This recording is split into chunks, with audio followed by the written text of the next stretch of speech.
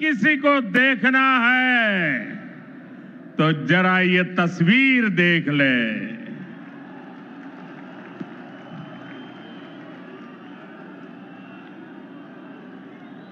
Brigade parade ground का इतिहास साक्षी है, जब जब बंगाल देश को दिशा देता है, ये ब्रिगेड मैदान बंगाल की आवाज बनता है। इस मैदान से अंग्रेजी हुकूमत के खिलाफ उठी आवाज, और वो आवाज हिंदुस्तान में एक क्रांति बन गई थी। और उसका नतीजा क्या हुआ? अंग्रेजों के अत्याचार और लूट का खात्मा हुआ। आज एक बार फिर ब्रिगेड ग्राउंड से नए बंगाल की क्रांति का बिगुल बज गया है।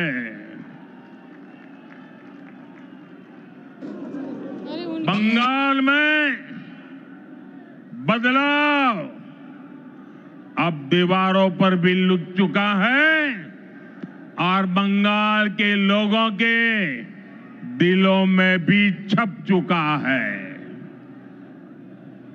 अब बंगाल से निर्मम सरकार का अंत होकर रहेगा।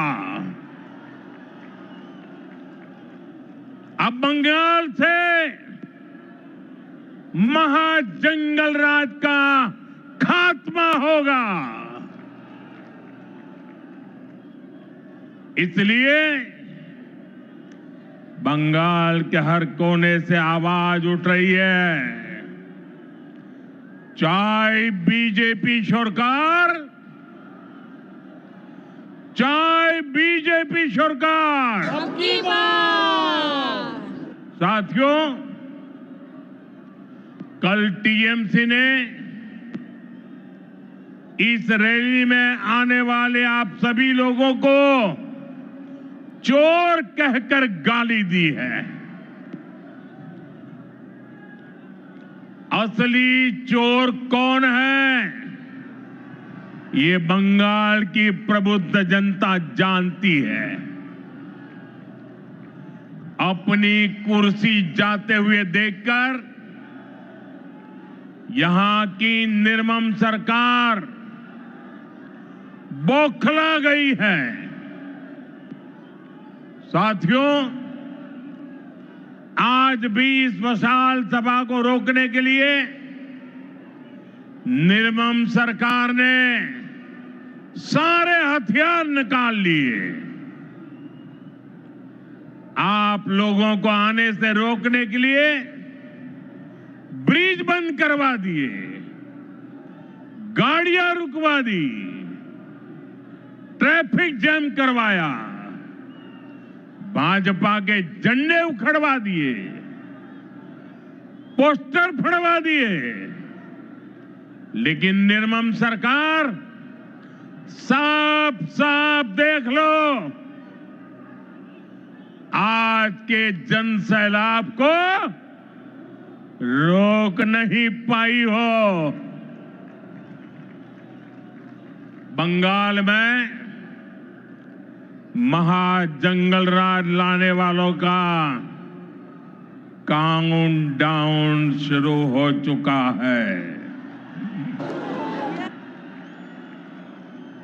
वो दिन दूर नहीं जब बंगाल में फिर से कानून का राज होगा। जो कानून तोड़ेगा, जो अत्याचार करेगा, टीएमसी के किसी अत्याचारी को छोड़ा नहीं जाएगा। चुन चुन के हिसाब लिया जाएगा।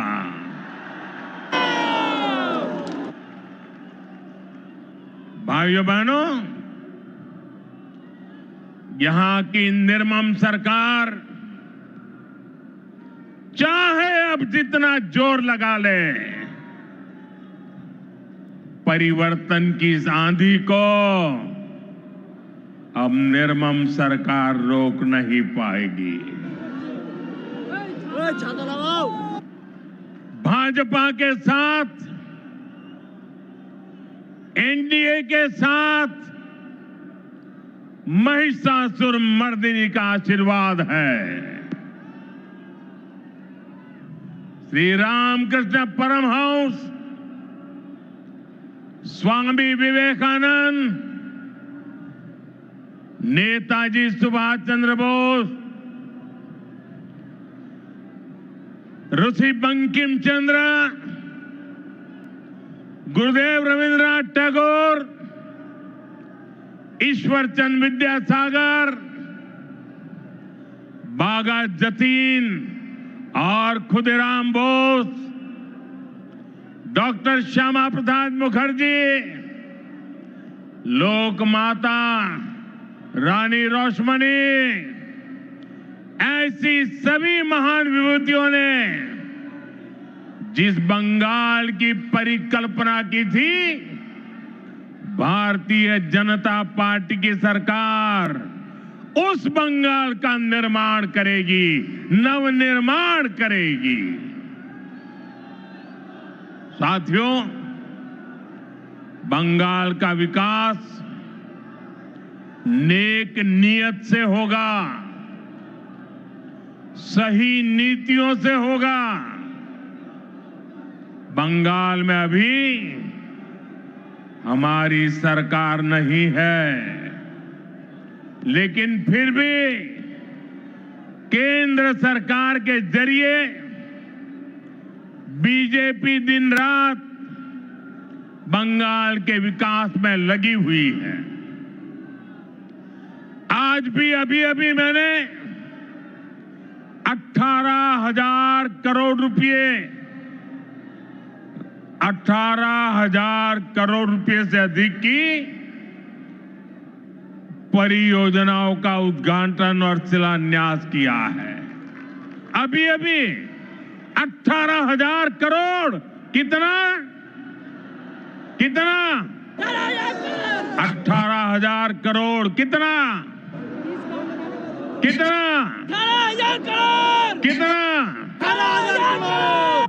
4 दिन पहले ही कैबिनेट ने पश्चिम बंगाल के लिए मल्टी ट्रैकिंग प्रोजेक्ट्स को भी मंजूरी दी है। ये सभी प्रोजेक्ट पश्चिम बंगाल में कनेक्टिविटी को बेहतर बनाएंगे। इसका फायदा यहां के सामान्य मानवी, किसान, व्यापारी और स्टूडेंट्स को मिलेगा। भाइयों बहनों, यहां की निर्मम सरकार ने बंगाल के युवाओं को पलायन का अभिशाप दिया है। आप सब जानते हैं, बंगाल के युवा प्रतिभा और हुनर में सबसे आगे हैं। बंगाल के युवा मेहनत करने में सबसे आगे हैं। बंगाल एक समय पर पूरे भारत के विकास को गति देता था। बंगाल व्यापार और उद्योगों में सबसे आगे था, लेकिन आज हालत क्या है? यहां का युवा ना डिग्री ले पा रहा है और ना ही उसे रोजगार मिल रहा है।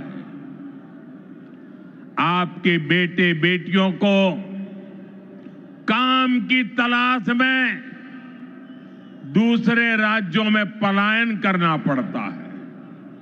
साथियों, पहले कांग्रेस, फिर कम्युनिस्ट और अब टीएमसी, ये लोग एक के बाद एक आते रहे, अपनी जेबें भरते रहे और बंगाल में विकास के काम ठप पड़े रहे। इंफ्रास्ट्रक्चर के मामले में हमारा बंगाल पीछे होता चला गया, उद्योग धंधे बंद होते चले गए। यहां टीएमसी सरकार में नौकरियां खुलेआम बेची जा रही है, भर्तियों में घोटाले हो रहे हैं। अब समय आ गया है, अब समय आ गया है, ये हालात बदले, बंगाल के युवाओं को बंगाल में काम मिले। ये नौजवान बंगाल के विकास का नेतृत्व करें, এই স্বপ্ন আপনার আর এই স্বপ্ন পূরণ করা মোদির গ্যারান্টি, মোদির গ্যারান্টি।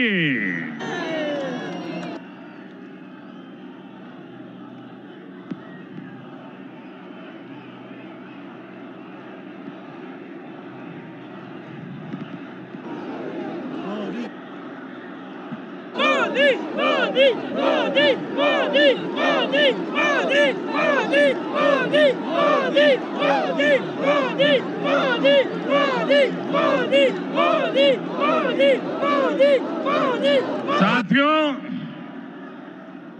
टीएमसी सरकार का एक ही एजेंडा है, ये टीएमसी वाले न खुद काम करेंगे न करने देंगे। जब तक इनको अपना कट मनी नहीं मिल जाता, ये किसी भी योजना को गांव गरीब तक नहीं पहुंचने देते। इसलिए टीएमसी सरकार केंद्र की योजनाओं को रोक कर रखती है।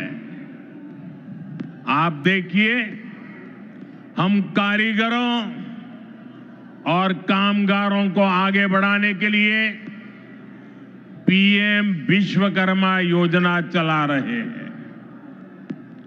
हमारे कुम्हार, लोहार, बढ़ई, ऐसे हुनरमंद लोगों को इसका लाभ मिल रहा है, लेकिन निर्मम सरकार ने बंगाल में योजना पर ब्रेक लगा रखी है। मुझे बताइए भाइयों, मेरे इन विश्वकर्मा भाइयों को भारत सरकार के पैसे पहुंचने चाहिए कि नहीं पहुंचने चाहिए? पहुंचने चाहिए। उनको मदद मिलनी चाहिए कि नहीं मिलनी चाहिए? मिलनी चाहिए। उनका भविष्य उज्जवल होना चाहिए कि नहीं होना चाहिए? चाहिए। केंद्र सरकार पैसे दे रही है, से जुड़ता है।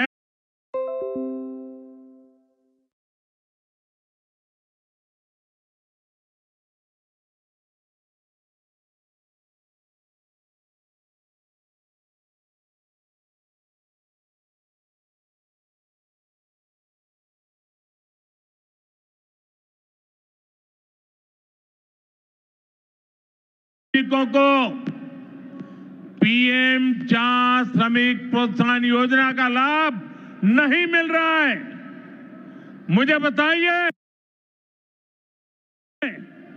चाय बागान के मेरे श्रमिकों को ये लाभ मिलना चाहिए कि नहीं मिलना चाहिए? मिलना चाहिए। उनको मदद मिलनी चाहिए कि नहीं मिलनी चाहिए? मिलनी चाहिए। केंद्र सरकार की इस योजना में बंगाल सरकार रोड़े अटका रही है। साथियों, आप सबने देश भर में पीएम आवास योजना की सफलता के बारे में सुना है। दुनिया के लोग भी जब सुनते हैं ना, अचरज करते हैं। जो लोग बंगाल से बाहर रह रहे हैं, ऐसे हर गरीब परिवार को पक्का घर मिल रहा है।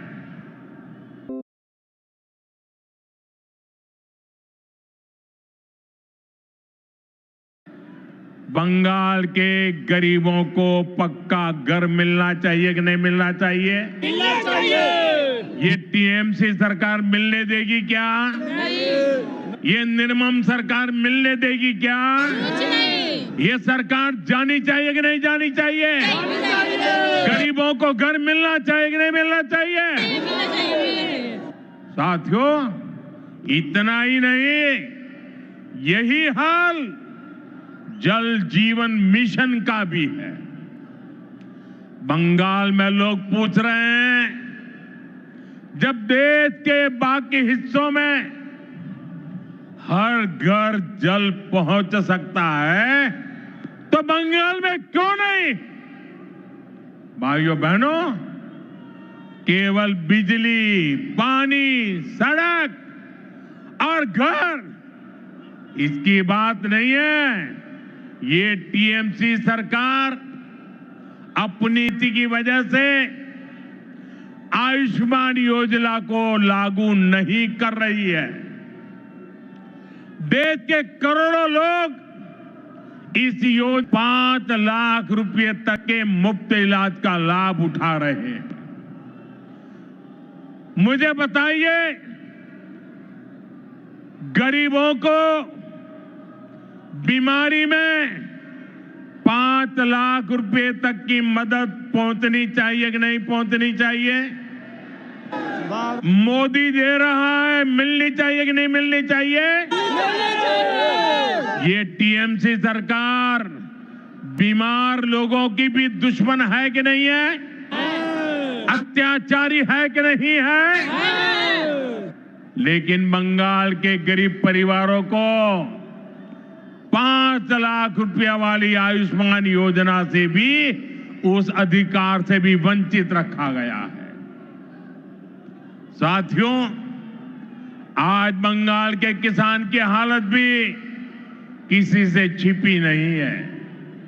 मुझे बताया गया है कि 2-3 दिन पहले ही चंद्रकोना में हमारे एक आलू किसान ने खुदकुशी कर ली है, आत्महत्या कर ली है। पश्चिमी मिदनापुर से हुगली और बर्दवान तक किसानों से झूठे वायदे और सरकारी खरीद में घोटाला ही ये टीएमसी सरकार की पहचान बन गया है। टीएमसी के कट, कमीशन और करप्शन के कारण चाहिए मिलना चाहिए कि नहीं मिलना?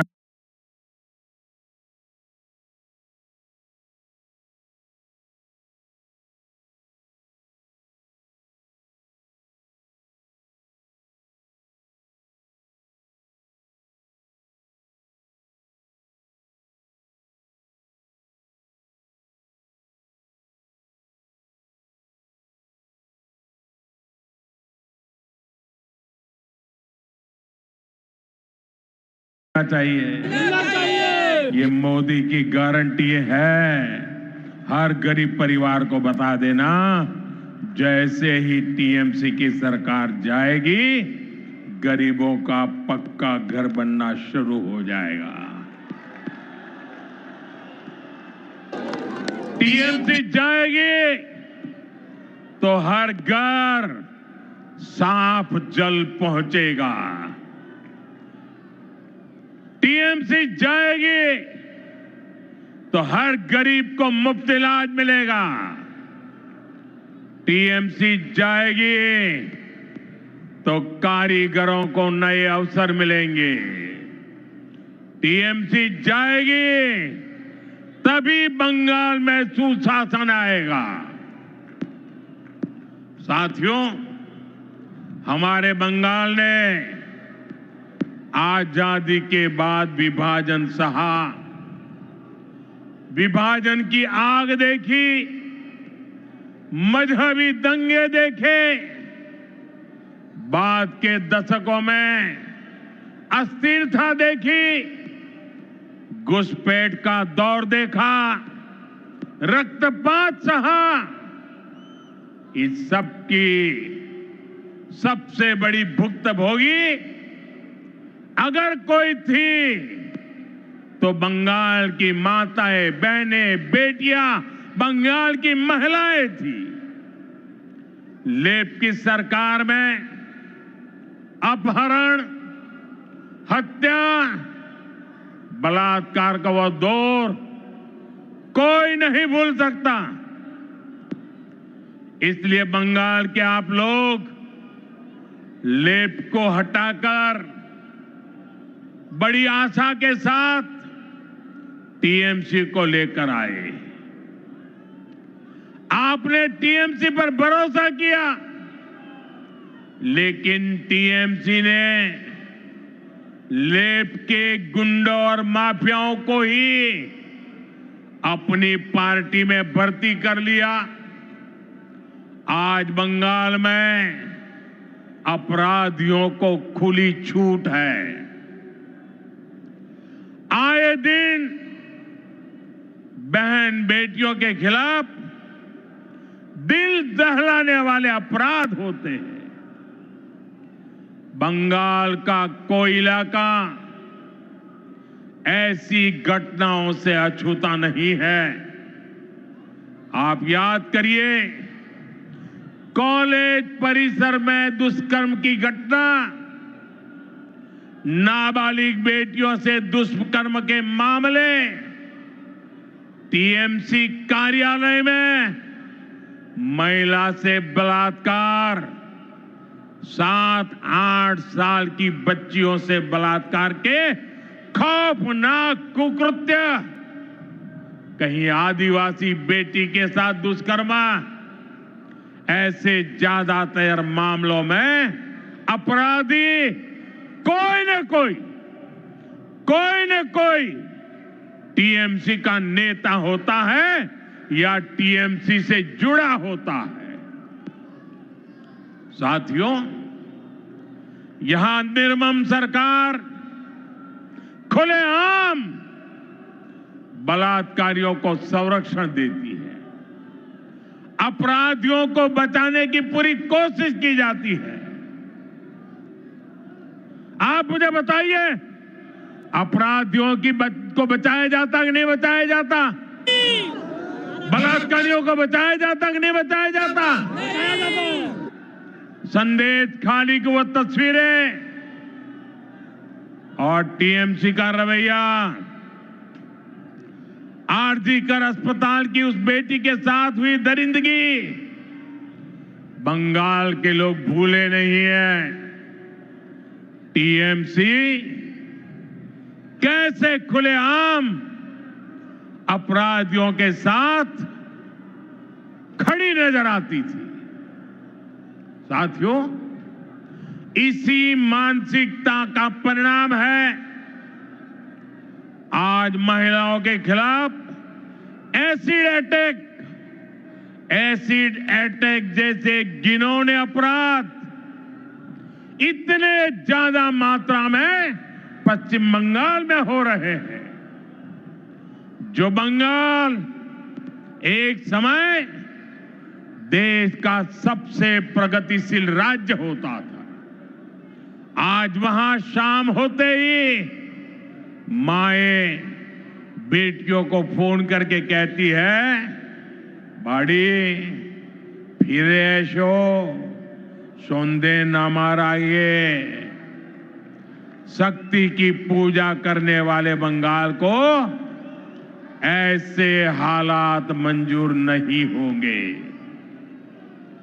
मैं बंगाल की मेरी माताओं बहनों को भरोसा दिलाता हूं, आप भाजपा को, बीजेपी को अपने आशीर्वाद दीजिए। बीजेपी सरकार में महिलाएं सुरक्षित होगी और अपराधी जेल में होंगे। और ये मोदी की गारंटी है।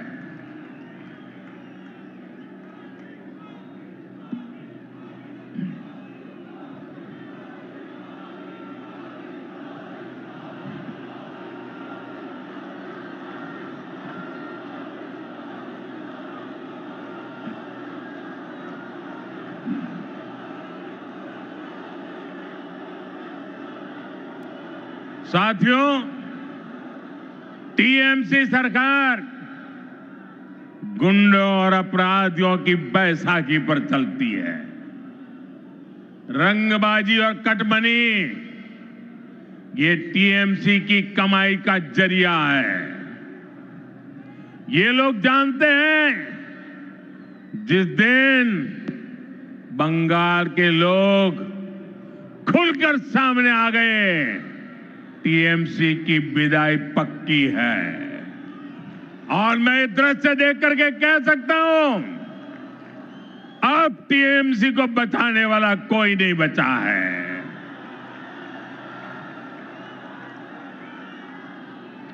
इसलिए ये बंगाल के आप लोगों को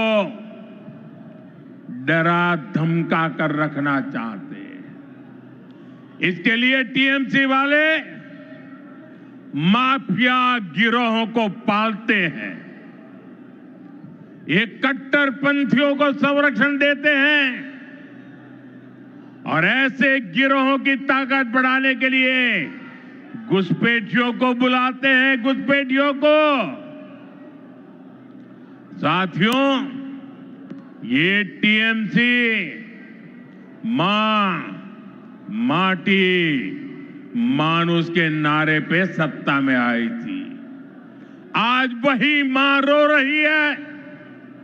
माटी को लूटा जा रहा है और बंगाली मानुष बंगाल छोड़ने पर मजबूर हो रहा है। घुसपैठियों की वजह से आज बंगाल की रोटी, बेटी, माटी, उस पर सबसे बड़ा खतरा आ गया है। ये लोग बंगाल के लोगों का रोजगार छीन रहे हैं। हमारी बहन बेटियों की सुरक्षा खतरे में पड़ गई है और बंगाल के लोगों की जमीनों पर, बंगाल की माटी पर इन घुसपैठियों का कब्जा दिलवाया जा रहा है।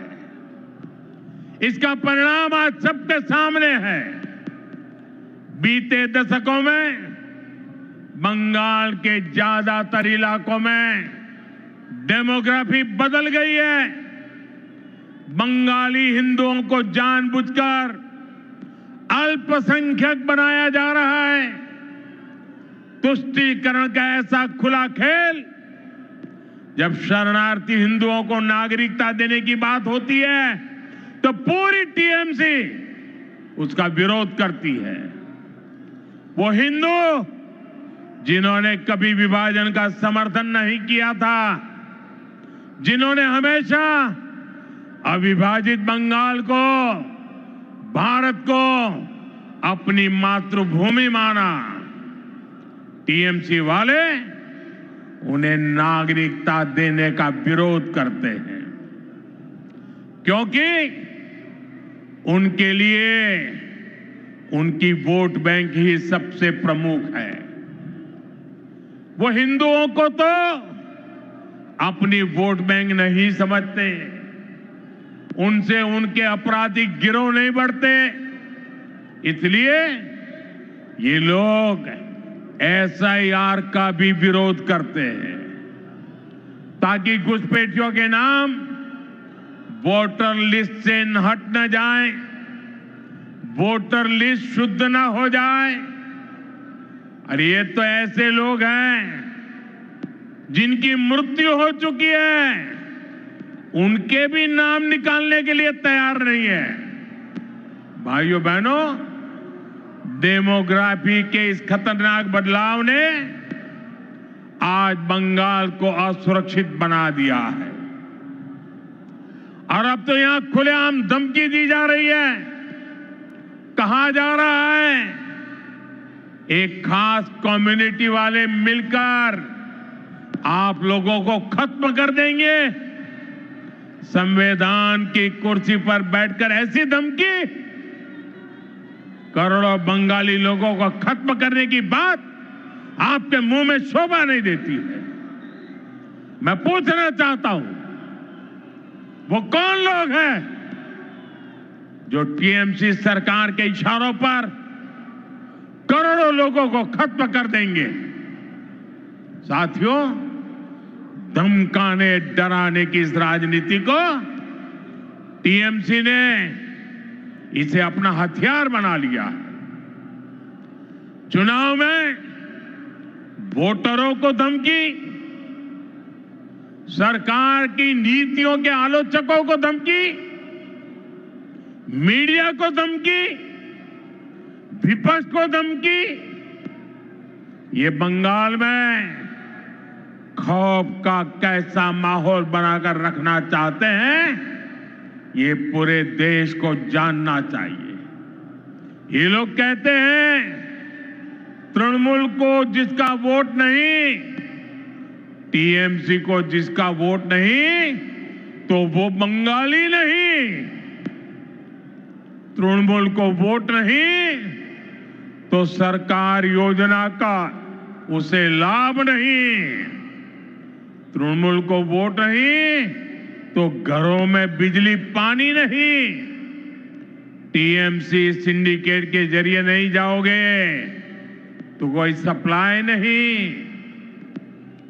लेकिन साथियों, मैं टीएमसी को याद दिलाना चाहता हूं, टीएमसी की गुंडागर्दी के दिन अब खत्म होने जा रहे हैं।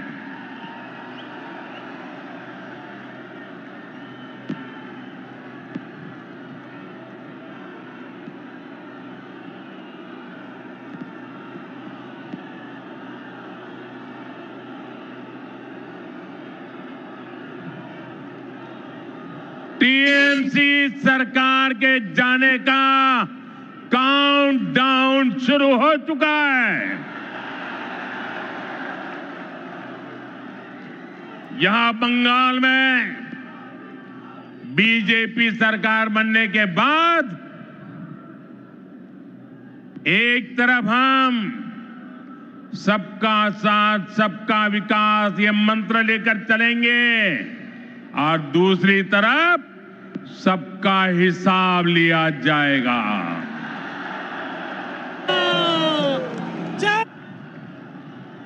टीएमसी को वो गुंडों, ये टीएमसी के वो गुंडे जो आपको डराते हैं, बीजेपी सरकार में उनके डर भरे दिन शुरू होना तय है। बीजेपी सरकार में खौफ हर अपराधी को होगा, खौफ हर घुसपैठियों को होगा, खौफ तुष्टीकरण की राजनीति करने वालों को होगा, क्योंकि कानून अपना काम करेगा, कानून का राज आएगा। ऐसे लोगों को मुंह छिपाने की जगह नहीं मिलेगी।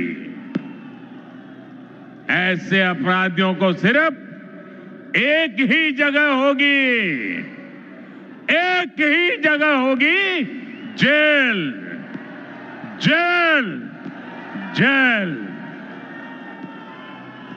साथियों, बंगाल की निर्मम सरकार में आज सबसे ज्यादा प्रताड़ित यहां का दलित, आदिवासी और हमारे गरीब भाई बहन हैं।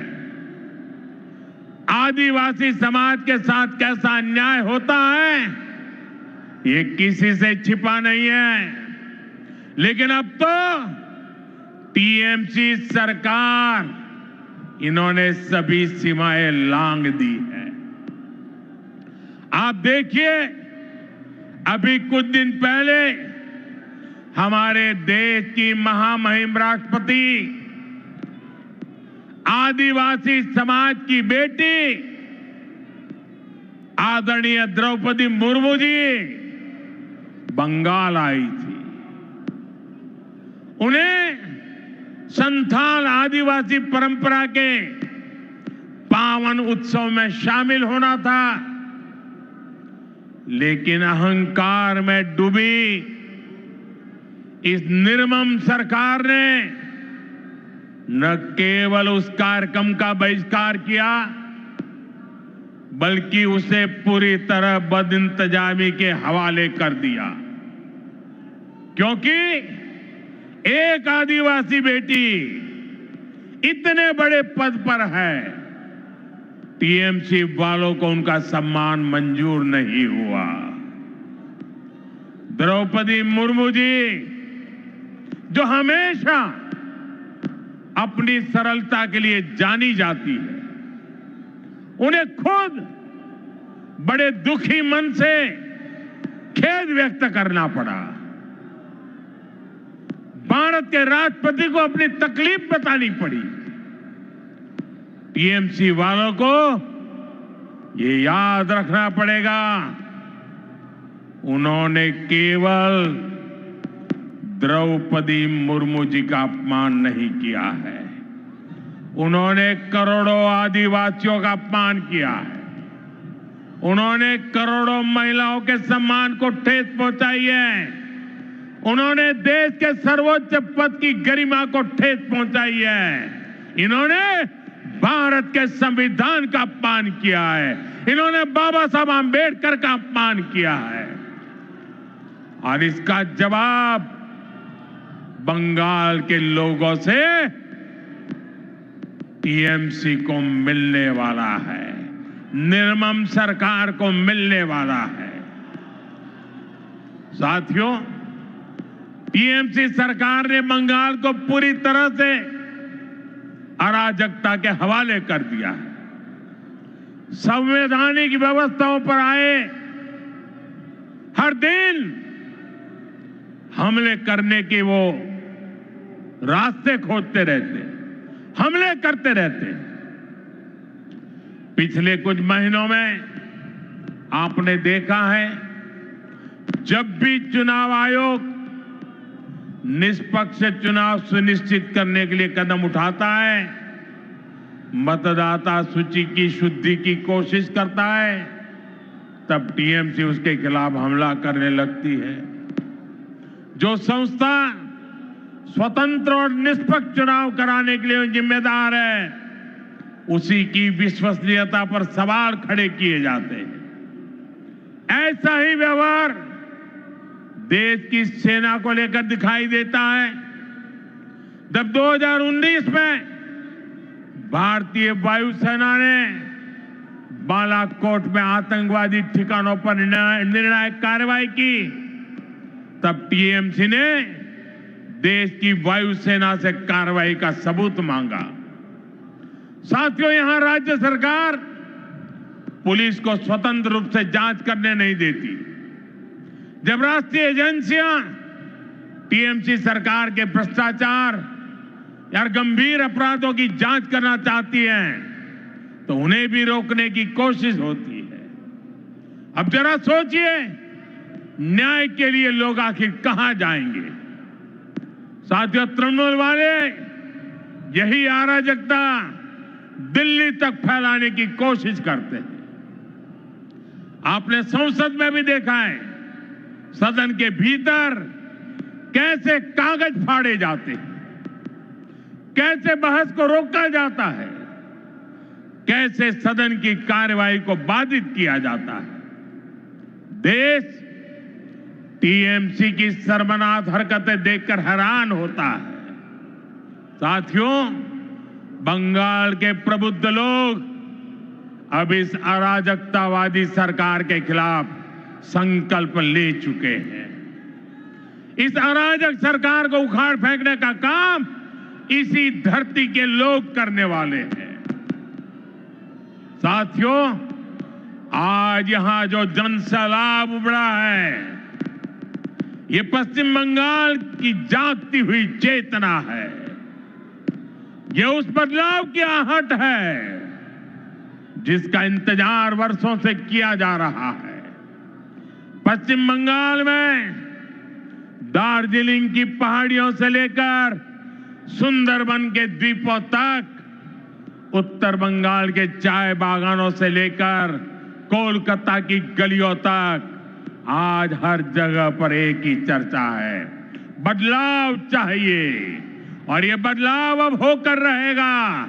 साथियों, बंगाल की आत्मा कभी हार मानने वाली नहीं है। बंगाल का नौजवान कभी हार मानने वाला नहीं है।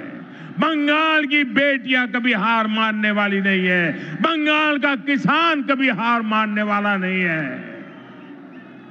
जब जब इस भूमि के सामने चुनौतियां आई है, तब तब यहां की जनता ने साहस के साथ उनका सामना किया है। गुरुदेव रविंद्रनाथ ठाकुर ने भी हमें संदेश दिया है। उन्होंने कहा था, विपदे मोरे रक्षा करो, ये नोहे मोर प्रार्थना विपदे आमी ना जाए जेनो कोरी भय। आज भी वही समय है। आपका जोश, बंगाल क्या सोच रहा है,